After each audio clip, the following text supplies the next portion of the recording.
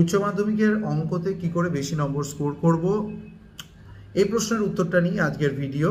শুধুমাত্র এসএনতে করে নিলাম ভালো করে তাহলেই হয়ে যাবে তা নয়, আবার অনেকগুলো বই একসঙ্গে ঘাটাঘাটি করলাম সেখান থেকে তা নয়। অঙ্কের মেন অসুবিধাটা হয় যে আমরা চেষ্টা করি সেই বইগুলো করতে যে বইতে অনেকগুলো অঙ্ক সলভ করে দেওয়া আছে, দেখে দেখে একটু প্র্যাকটিস করবো খাতায়, এরকম নয়। তাই জন্য সিরিয়াস স্টুডেন্টেরও কিন্তু অনেক ক্ষেত্রে মার্কস কম আসে। তাই জন্য আমাদেরকে নিজের থেকেই করার চেষ্টাটা করতে হবে। তাই মানে চ্যাপ্টারের শুরুতেই নিজের থেকে করতে যাই তাহলেও হবে না, তাহলে কিছুক্ষণ পরেই ধরো সাবমাল্টিপল অ্যাঙ্গেল মিললো না, বিফল মনোরথ হয়ে ছেড়ে দিতে হয়। এই কারণের জন্য এগুলো থেকে বেরোনোর জন্য প্রথমের দিকটাতে কিন্তু আচ্ছা, আবার অনেক এরকম ভাবে যে প্রথমের দিকে একটু করে নিই পরের দিকে যাবো, তখন কিন্তু মন তৈরি হয়ে যায় যে ওর তো দেখে দেখে করার জন্যেই।